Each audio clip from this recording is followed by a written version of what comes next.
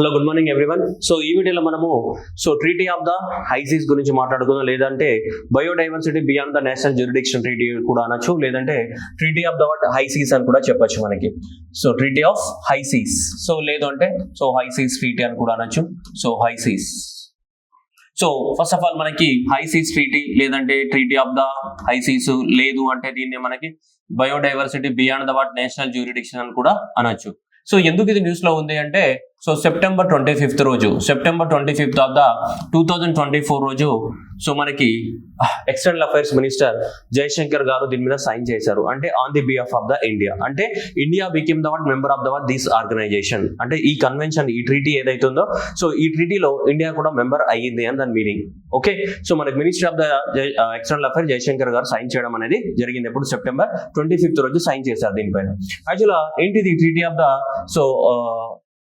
ICs కానీ లేదంటే national biodiversity beyond the national jurisdiction అంటే ఏంటిది అనేది మనం మాట్లాడుకుందాం. ఓకేనా? సో ఇండియా సైన్ చేయడం జరిగింది. సపోజ్ మనకి ఫస్ట్ ఆఫ్ ఆల్ మనం సముద్రాలను కాపాడుకోవాలంటే మనకి ఏం చేస్తామంటే first of all UN class అనేది తీసుకొచ్చాం. ఎందుకంటే ఇప్పుడు మనకు ప్రపంచం ఇలా ఉంది కదా, ఇప్పుడు వరల్డ్ మ్యాప్ కనుక తీసుకుంటే మనకి ఇలా నార్త్ అమెరికా కాంటినెంట్ ఉంది, ఇలా మనకి సౌత్ అమెరికా, ఇటు యూరోప్, రైట్, ఇదంతా ఉన్నాయి, ఇవన్నీ కూడా ఆస్ట్రేలియా, ఇట్లా రకరకాలుగా ఇవన్నీ ఉన్నాయి. ఇప్పుడు ఉన్నప్పుడు ఏమవుతుంది అంటే మనకి ఇప్పుడు వాటర్స్ లో ఉన్నప్పుడు ఈ వాటర్స్ అనేటివి ఏ దేశం ఎక్కడి వరకు వాడుకోవాలి, మరి ఏ కంట్రీ ఎక్కడి వరకు వాడుకోవాలి. ఇప్పుడు ఇక్కడ ఉన్నటువంటి కెనడా ఉంది, అండ్ ఇక్కడ USA ఉంది, ఇక్కడ మెక్సికో ఉంది. వీడు వచ్చి నాదంటాడు ఇక్కడ వరకు, కెనడా కూడా వచ్చి కూడా ఇక్కడ వరకు నాదే వాటర్ అంటాడు. ఇక్కడ ఉన్నటువంటి ఆయిల్ రిసోర్సెస్ అన్ని నావే అంటాడు. USA వాడు కూడా వచ్చి ఇక్కడ వరకు ఉన్నాయని నావే అంటాడు. సో ఇలాంటివన్నిటికి పులి స్టాప్ పెట్టాలి. సో అందుకని చెప్పేసి పులి స్టాప్ పెట్టాలన్న ఉద్దేశంతో మనం ఏం తీసుకొచ్చామంటే UN క్లాస్ అనే ఒక మన కన్వెన్షన్ ని తీసుకురావడం జరిగింది. UN క్లాస్, United Nations convention on law of seas. United Nations convention, LOS అంటే ఏంటిది మనకి? Law of seas. United Nations convention on law of seas అంటే సముద్రంలో ఏరియాస్ ని ఎలా వాడుకోవాలి, ఎవరికి ఎక్కడి వరకు హక్కులు కలిగి ఉంటాయి, దానికంటే ఏం చేయాలి, మనం కొన్ని రూల్స్ ని ఫ్రేమ్ చేయాలి. అలా రూల్స్ ని ఫ్రేమ్ చేయడానికి కోసమే ఇది తీసుకొచ్చామన్నమాట. ఇది UN క్లాస్ అనే ఒక దాన్ని తీసుకురావడం జరిగింది. UN క్లాస్ ఇది మామూలుగా 1982లో సైన్ చేసాం మనం. ఏది UN క్లాస్ అనేది డిసెంబర్ 10 ఆఫ్ ద 1982లో సైన్ చేస్తే మనకి ఎక్కడ లొకేషన్ మాంటినిగ్రో బే, జమైకాలో సైన్ చేస్తే మనకి ఇప్పుడు 1994 నుంచి దీన్ని ఇంప్లిమెంటేషన్ అనేది జరుగుతుంది. ఎప్పటి నుంచి? 1994 నుంచి మనకి ఇంప్లిమెంటేషన్ జరుగుతుంది. దాన్ని UN క్లాస్ అని చెప్తుంటాం. United Nations convention on the law of the seas అంటే ప్రతి కంట్రీ ఇందులో ఉన్నటువంటి రూల్స్ అండ్ రెగ్యులేషన్స్ ని ఫాలో అవ్వాలి టు యూజ్ ద సముద్రాలు ఏవైతే ఉన్నాయో సముద్రాలను యూజ్ చేయాలి అంటే ఈ UN క్లాస్ లో మెంబర్ అయి ఉండాలి. ప్లస్ దీంట్లో ఉన్నటువంటి రూల్స్ అండ్ రెగ్యులేషన్స్ ఏం చేయాలి? ఫాలో అవ్వాల్సి ఉంటుంది.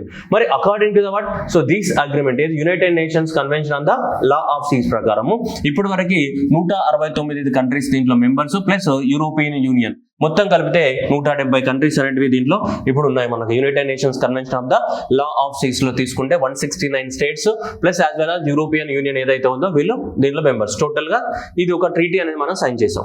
ఓకే, దీని ప్రకారము ఏం చేయాలి, అసలు UN క్లాస్ అనేది ఏం చెప్తుంది? UN class, UN class of the 1994 నుంచి మనం ఏం చేస్తున్నాం? ఇంప్లిమెంటేషన్ స్టార్ట్ చేసాం. ఇది ఈ 1994 నుంచి ప్రపంచ దేశాలన్నీ ఏం ఫాలో అవుతున్నాయి అని కనుక మనం అబ్జర్వ్ చేస్తే, సపోజ్ మన ఇండియా తీసుకున్నాం. ఇండియా అనేది ఇలా ఉంది, మనకి కోస్టల్ ఏరియా మీ అందరికి తెలుసు మనకి, రైట్. 7,500 కిలోమీటర్ల మనకి కోస్ట్ లైన్ ఉంది. Every one knows that, right. ఇప్పుడు మనకున్నటువంటి ఇక్కడ నుంచి మన రిసోర్సెస్ మనం ఇక్కడ నుంచి వెతుక్కుంటూ పోతే అశ్వమేధ యాగం చేసామనుకోండి. అశ్వమేధ యాగం అంటే ఏంటిది? ఒక గుర్రాన్ని వదిలేస్తే ఆ గుర్రం ఎక్కడి వరకు యాగితే అక్కడి వరకు రాజ్యం అంతా వాళ్ళదే కదా. అశ్వమేధ యాగం అని మనం పాత రామాయణ మహాభారతాలలో చదువుకున్నాం కదా. అశ్వమేధ యాగం చేస్తూ ఉంటాడు రాముడు, అది లవకుశుల దగ్గరికి వెతుక్కుంటూ పోతుంది. సంథింగ్ మనం ఇప్పుడు చిన్నప్పుడు చూసాం మనం. Okay, right. అశ్వమేధ యాగం. ఇప్పుడు అశ్వమేధ యాగం లాగానే ఇక్కడ కూడా మరి ఇది తీసుకుంటా ఉంటే ఎక్కడి వరకు మన ఏరియా, ఈ నీళ్ళన్నీ ఉన్నాయి. ఇక్కడ చూసుకుంటే మనకి అరేబియన్ సీ ఉంది, ఇక్కడ తీసుకుంటే ఇండియన్ ఓషన్ ఉంది, ఇటు తీసుకుంటే బే ఆఫ్ బెంగాల్ ఉంది. ఎక్కడి వరకు మరి మన వాటర్స్? మనం ఇక్కడ వరకే మన హక్కులు కలిగి ఉన్నామా? ఇక్కడ వరకు హక్కులు కలిగి ఉన్నామా? లేదంటే ఇక్కడ సముద్రం మొత్తం మన హక్కేనా? లేకుంటే ఇక్కడ వరకు హక్కులు కలిగి ఉన్నావా? ఇక్కడ వరకు హక్కు కలిగి ఉన్నావా?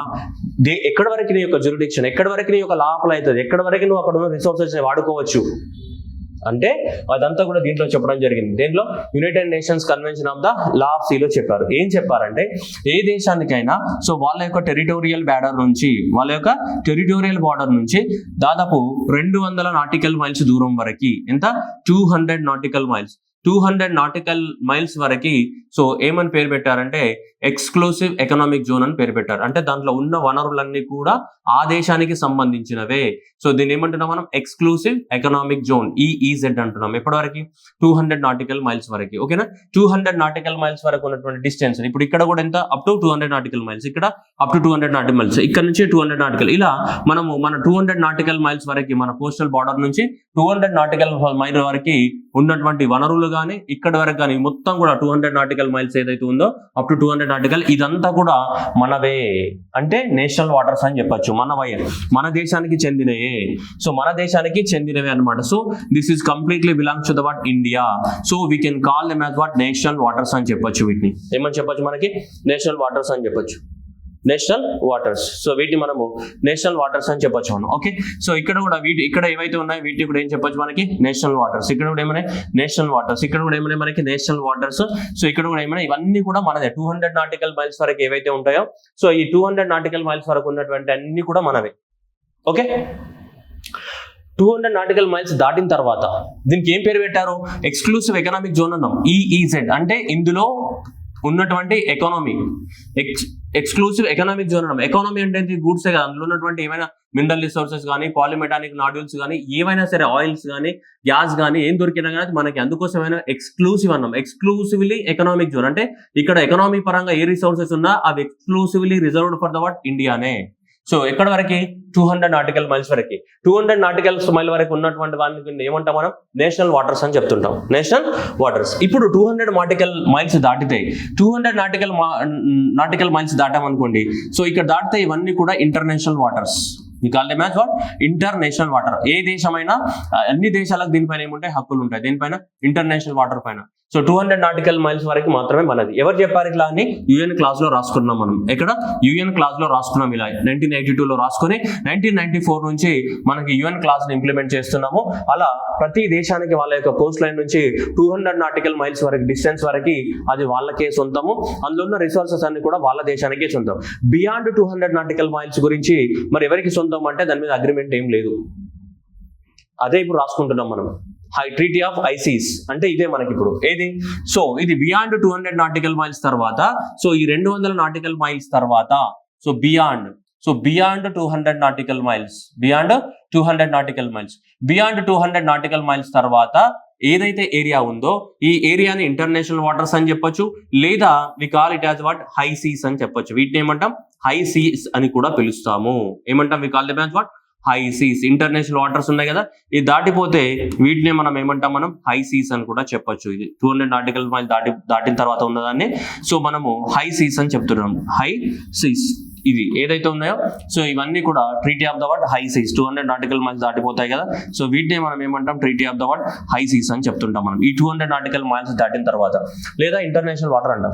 సో ఈ 200 నాటికల్ మైల్స్ దాటిన తర్వాత సో ఇవన్నీ ఇంటర్నేషనల్ వాటర్స్, లేదంటే వీటిని ఏమంటాం, హై సీస్ అంటాం. డెఫినేషన్ అడగచ్చు ఎగ్జామినేషన్ లో, what is mean by high seas. High seas అంటే the area, the jurisdiction area beyond the what, 200 nautical miles. 200 nautical miles దాటిన తర్వాత ఉన్న ఏరియాని ఏమంటాం మనం, ఇంటర్నేషనల్ వాటర్స్ లేదా ట్రీటీ, లేదంటే ఏమంటాం, ఐసీస్ అంటాం. ఇప్పుడు అగ్రిమెంట్ మన ఇండియా కూడా సైన్ చేసాము. ఎందుకు సైన్ చేసామంటే ఈ ట్రీటీ ఆఫ్ ద ఐసీస్ ఏదైతే ఉందో ఇక్కడ ఇప్పుడు ప్లాస్టిక్ పొల్యూషన్ జరుగుతుంది, ఎన్విరాన్మెంటల్ పొల్యూషన్ జరుగుతుంది, కోరల్ లీవ్స్ అంతం అయిపోతున్నాయి, అక్కడ రిసోర్స్ ఎవడో దోచుకుంటున్నాడు. ఈ 200 నాటికల్ మైల్స్ తర్వాత ఎలాంటి అగ్రిమెంట్ లేదు, వాటిని ఎలా వాడుకోవాలి, వాటిని ఎలా కాపాడాలి. ఇక్కడ వరకు ఎందుకంటే ఇక్కడ వరకు ఇండియాది కాబట్టి ఇండియా కాపాడుకుంటుంది. 200 నాటికల్ మైల్స్ వరకు ఇండియాది కాబట్టి ఇండియా కాపాడుకుంటుంది. 200 నాటికల్ మైల్స్ తర్వాత ప్రపంచ దేశాలు అన్ని వాడుకోవచ్చు దాన్ని. కానీ ఏ దేశం కూడా దాన్ని అక్కడ ఉన్న రిసోర్సెస్ ని ఎక్స్ప్లాయిట్ చేయాలని చూస్తున్నాయి తప్ప, కానీ ఏ దేశం కూడా అక్కడ ఉన్నటువంటి రిసోర్సెస్ ని కాపాడాలని ప్రయత్నం చేయట్లేదు, కాపాడాలని చూడట్లేదు. దోచుకోవడానికి రెడీగా ఉన్నాయి కానీ కాపాడడానికి రెడీగా లేదు. సో అది హ్యూమన్ ప్రిన్సిపల్ అంతే కదా, we are ready to what plunder but we don't have the any responsibility, we don't feel any responsibility to protect them. So అలా మనకి సో ఇలా ఉందన్నమాట, ట్రీటీ ఆఫ్ ద ఐసీస్ ఉంది. సో అందుకని ఇప్పుడు ఏం చేస్తారంటే ప్రపంచ దేశాలను కలిసి దీన్ని కాపాడాలి అని చెప్పేసి మన ట్రీటీ ఆఫ్ ద ఐసీస్ ని తీసుకొచ్చాము. దీన్ని ట్రీటీ ఆఫ్ ద ఐసీస్ ని తీసుకొచ్చాము. ట్రీటీ ఆఫ్ ద ఐసీస్ అనేది ఏంటిది? సో దీనికి ఎక్స్టెన్షన్ వర్షన్. దేనికి extension? United Nations convention of the law of sea. United Nations convention of the law of the sea ఎక్కడి వరకు ఎక్స్టెండ్ అయింది? అప్ టు 200 నాటికల్స్ మైల్ వరకు ఎక్స్టెండ్ అయింది. కానీ ఇప్పుడు ఏం చేస్తామంటే 200 నాటికల్ మైల్స్ తర్వాత కూడా అన్ని దేశాలు వాటిని కాపాడాలి. అన్ని దేశాల హక్కులు ఇవ్వడం కాదు, అన్ని దేశాలు ఈ వాటర్ని కాపాడాలి, అందరికీ రెస్పాన్సిబిలిటీ ఉండాలి. ఈ ఇక్కడ ఉన్నటువంటి బయోడైవర్సిటీని అంతా కాపాడాలి. ఎందుకంటే ఇక్కడ విధ్వంసం అవుతుంది, ఎవడు పట్టించుకోవట్లేదని చెప్పేసి మనము United Nations convention of the law సీలో ఎక్స్టెన్షన్ లో భాగంగానే మనం దీన్ని తీసుకురావడం జరిగింది. సో అక్కడ ఉన్నటువంటి బయోడైవర్సిటీస్ కానీ, అక్కడ ఉన్నటువంటి సో ఎన్విరాన్మెంట్ కానీ, అక్కడ ఉన్నటువంటి ఏవైతే ఉన్నాయో అవన్నిట్లను కూడా ఏం చేయాలి? కాపాడాలి. సో ఇది 200 నాటికల్ మైల్స్ వరకు ఇక్కడ అనుకుంటే ఇది beyond 200 nautical miles. Okay, so ఇదంతా కూడా బియాండ్ 200 నాటికల్ మైల్స్. ఈ బియాండ్ 200 నాటికల్ మైల్స్ ఉన్నటువంటి ఏంటిది? ఈ biodiversity, what ever the biodiversity is existed here. So ఈ బియాండ్ 200 నాటికల్ మైల్స్ తర్వాత ఉన్నటువంటి బయోడైవర్సిటీని ఏం చేయాలి? మనం కాపాడాలి. కాపాడడానికి కోసమే ఈ అగ్రిమెంట్ అనేది మనకి సో సెప్టెంబర్ 20, 2023లో సైన్ చేయడం అనేది జరిగింది. సో సెప్టెంబర్ 20, 2023లో ఈ అగ్రిమెంట్ ని సైన్ చేసాం మనం. ఓకే, ఇండియా అనేది ఎగ్జాక్ట్లీ ఆల్మోస్ట్ 1 year తర్వాత జాయిన్ అయింది. ఇప్పుడు మొన్న సెప్టెంబర్ 25th ఆఫ్ ద 2024 రోజు ఇండియా అనేది జాయిన్ అయింది. మనకి ఇండియా అనేది జాయిన్ అయింది. సో దీని యొక్క హెడ్ క్వార్టర్ ఎక్కడ ఉంటుంది? సో ఈ ట్రీటీకి సంబంధించిన ఇంప్లిమెంటేషన్ ఆర్గనైజేషన్ న్యూయార్క్ లో ఉంటుంది. So ratification by 60 states, సిగ్నేచరీస్ 104 members ఉన్నారు. ఇండియా అనేది కూడా ఇప్పుడు జాయిన్ అవ్వడం జరిగింది. ఇంట్లో చూడండి, అగ్రిమెంట్ అండర్ ద, ఇది కొత్త అగ్రిమెంట్ ఏం కాదు, దానికి ఎక్స్టెన్షన్ అనమాట. It is agreement under the United Nations convention of the law of the seas. Okay, ఎందుకంటే already law of the seas convention అనేది ఆల్రెడీ ఉంది. మనం 1994 నుంచి ఫాలో అవుతున్నాం ఈ లా ఆఫ్ ద కన్వెన్షన్ ఏదైతే ఉందో. This is already we are using since 1994. ఇప్పుడు ఏం చేస్తాం? దాన్ని ఎక్స్టెండ్ చేసుకుంటున్నాం. ఎందుకంటే ఈ లా ఆఫ్ కన్వెన్షన్ అనేది 200 నాటికల్ మైల్స్ వరకే ఉంది. ఆ తర్వాత ఏం చేయాలన్నది ఎవరికి తెలియదు. అందుకని దానికోసం ఇప్పుడు 2023లో మనం ఇది తీసుకొచ్చాం అగ్రిమెంట్. సో ఇలా సో చూడండి, see on the conservation and sustainable use of the marine resources and biological diversity areas. So beyond national jurisdiction. So beyond national jurisdiction means that is beyond 200 nautical miles. Beyond 200 nautical miles, 200 nautical miles దాటిన తర్వాత ఉన్నది. అంటే 200 miles దాటిన తర్వాత, 200 nautical miles దాటిన తర్వాత ఉన్నదంతా కూడా ఏమంటాం? దాన్ని ఏమంటాం? ఐసీస్ అంటాం. ఏమంటాం? We call it as what? High seas. It is చూడండి, internationally legally binding instrument. Examination లో ఇక్కడే దెబ్బేస్తాడు మనకి, లీగల్లీ బైండింగ్ గా కాదంటాడు. It is legally binding. ప్రతి కంట్రీ ఖచ్చితంగా ఫాలో అయి తీరాల్సిందే. It is what? Legally binding treaty. It is what? Legally binding treaty. ఖచ్చితంగా ఫాలో అవ్వాల్సిన అవసరం అనేది ఉంది ఇక్కడ, లీగల్లీ బైండింగ్ ట్రీటీ. ఓకేనా, క్లారిటీ ఉంది కదా? సో కాబట్టి ఇదన్నమాట. So beyond the national jurisdiction, internationally legal binding treaty మనకి సైన్డ్ 2023లో. ఇండియా అయితే మనకి సెప్టెంబర్ 25th ఆఫ్ ద 2024 రోజు ఏం చేసాం? మనం సైన్ చేయడం అనేది జరిగింది. ఓకే, సో దీన్ని BBJN అని కూడా అంటాం. ఏమంటాం? BBJN. So BBJN. So what is mean by BBJN? Biodiversity beyond the national jurisdiction. అవునా కదా? సో ఇప్పుడు 200 నాటికల్ మైల్స్ తర్వాత, సో ఈ 200 నాటికల్ మైల్స్ తర్వాత సో ఏమేమైతే ఉందో దాని అంతా కూడా ఏం చేయాలి? కాపాడాలి. కాపాడాలంటే అన్ని దేశాలు కలిసి ఏం రాసాయి? ట్రీటీ, ఐసీస్ ట్రీటీ రాసాయి. అన్ని దేశాలు కలిసి మనకి ఏం రాసాయి? ఐసీస్ ట్రీటీని రాసాయి. లేదంటే మనకి biodiversity beyond the what? National jurisdiction. Biodiversity beyond the national jurisdiction లేదా మనకిది. అయితే దీంట్లో ఈ అగ్రిమెంట్ లో 4 ఇంపార్టెంట్ ఆస్పెక్ట్స్ ఉన్నాయి. ఏం చేస్తారు ఈ అగ్రిమెంట్ లో అంటే, ఫస్ట్ చూడండి, మెరైన్ జెనెటిక్ రిసోర్సెస్ అంటే సముద్రాలలో దొరికే ఏవైతే రిసోర్సెస్ ఉన్నాయో ఆ రిసోర్సెస్ అన్ని దేశాలు సమానంగా పంచుకోవాలి. That is including the what? Fair and the what? Equitable sharing of the what? Benefits. అంటే ఈ అగ్రిమెంట్ లో 4 ఇంపార్టెంట్ పాయింట్స్ ఉన్నాయి. దాంట్లో ఫస్ట్ ఇంపార్టెంట్ పాయింట్ ఏమైతే ఉన్నాయో, whatever the marine genetic resources are available that shall be shared among the all the countries with the principle of the what? Fair and equitable share.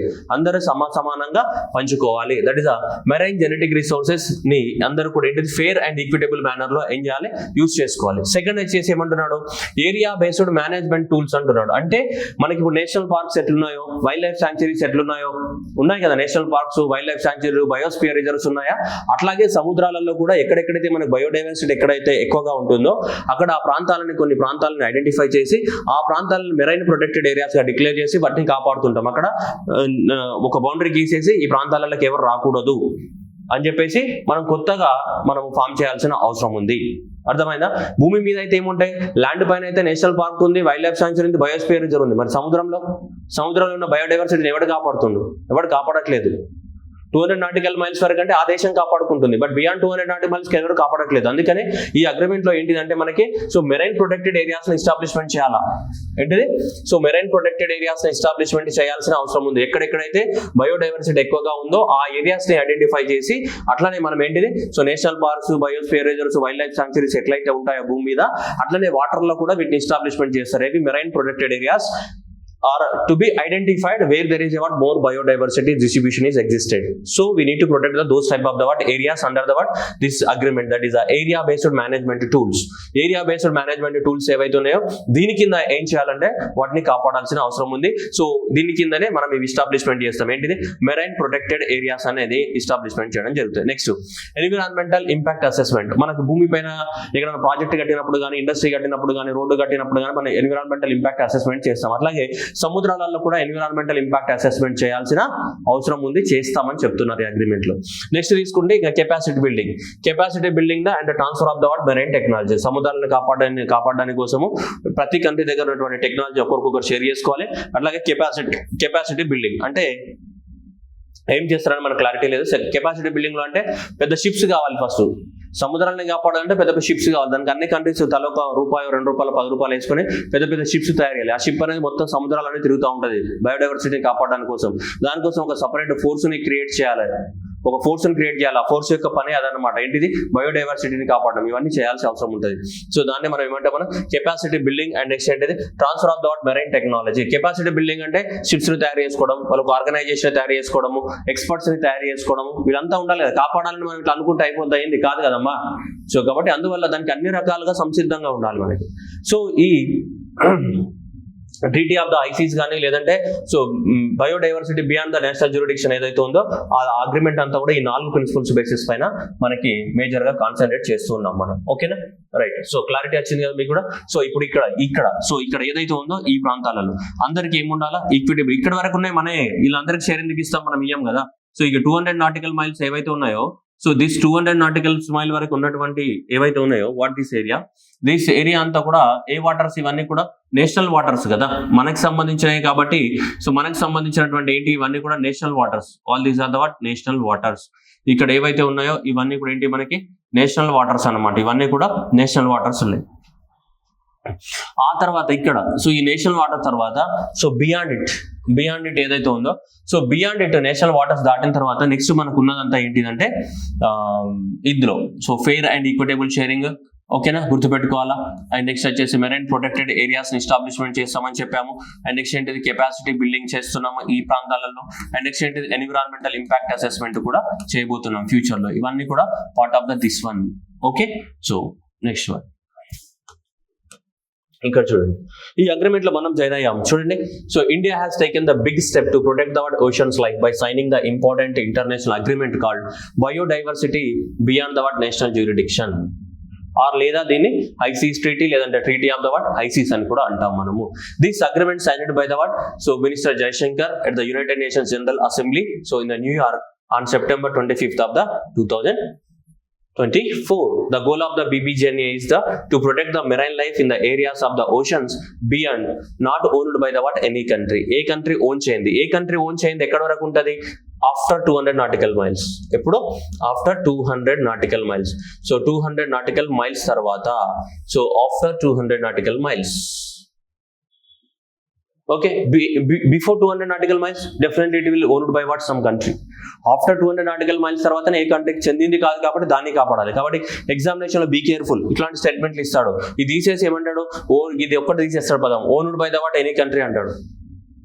So అట్లా వెళ్ళిపోతూ ఉంటుంది మనకి ఫ్లోలో, మనం అంతా observe చేయము, ఫ్లోలో ఎగురుతుంది ఎగ్జామినేషన్ లో. సో అందుకని మీరు కొంచెం జాగ్రత్తగా ఉండాలమ్మా బుజ్జి, ఓకేనా? రైట్. సో కాబట్టి ఇది so United Nations General Assembly in the what so New York అంద సెప్టెంబర్ సో 25th రోజు మనం సైన్ చేసాం. So this is the what so total summary of the what this one. ఏది ఇది అంటే మళ్ళీ ఇంకోటి అడుగుతాడు, ఇది సపరేట్ ట్రీటీ కాదు, this is what extension of the what this one. United Nations convention of the law of seas, United Nations convention of the law 1994 నుంచి implement చేస్తున్నాం, but it will be extended only after the 200 nautical miles. But now treaty we are extending even after the 200 nautical miles. 200 nautical miles తర్వాత కూడా మనం కొన్ని rules and regulations ని తీసుకొచ్చాము. ఇన్ని రోజుల వరకు ఓన్లీ 200 nautical miles వరకు మాత్రం రూల్స్ అండ్ రెగ్యులేషన్స్ పాటించాలి. After 200 nautical miles international waters ఏ దేశము వాళ్ళు ఇష్టం ఉన్నట్టు వాడుకుంటున్నాయి అన్ని దేశాలు. ఇప్పుడు అట్లా కాదు, వాళ్ళు ఇష్టం ఉన్నట్టు వాడుకోవడం వల్ల సముద్రాలు పొల్యూట్ అయిపోయి పొల్లన్నీ కలుషితం అయిపోతున్నాయి. అందువల్ల ప్రతి కంట్రీ అనేది సో ఆఫ్టర్ 200 nautical miles అయినా సరే ఈ అగ్రిమెంట్ లో జాయిన్ అవ్వాలి, ఈ అగ్రిమెంట్ లో ఉన్నటువంటి లీగల్ గా బైండ్ అవ్వాలి. సో లీగల్ గా బైండ్ అయ్యి సముద్రాలని కాపాడుకోవాలి. మనము ఈ సముద్రాలని కాపాడుకోవాల్సినంత కూడా ప్రతి ఒక్కరి బాధ్యత. అర్థమైందా? సో ఈ బాధ్యతను అందరూ సక్రమంగా నెరవేరుస్తారని చూస్తాం. సో ఇది 1982లో సైన్ చేస్తే 1994లో ఇంప్లిమెంటేషన్ స్టార్ట్ అయింది. సో ఇది మనము వెరీ లేటెస్ట్ గా సైన్ చేయడం జరిగింది. సో ఇది ఎప్పుడు 2023లో సైన్ చేసాం. డైరెక్ట్ గా ఎగ్జామినేషన్ ఇయర్ కూడా అడగవచ్చు మనకి. సో ఈ treaty of the ICs A year లో సైన్ చేశారంటే 2023లో సైన్ చేయడం జరిగింది. ఏది treaty of the what ICs. ఓకేనా? సో ఇది గుర్తుపెట్టుకోవాలి, కొంచెం ఎగ్జామినేషన్ లో very very important. Okay, so thank you everyone and all the best. Telangana వాళ్ళైతే పాలపిట్ట, ఏపీ వాళ్ళైతే అమరావతి ఆన్లైన్ ఛానల్స్ ని సబ్స్క్రైబ్ చేసుకోండి. మీకు ఏమైనా కోర్సులు కావాలంటే యాప్ డౌన్లోడ్ చేసుకొని చూసుకోండి. ఓకే, ధన్యవాదాలు.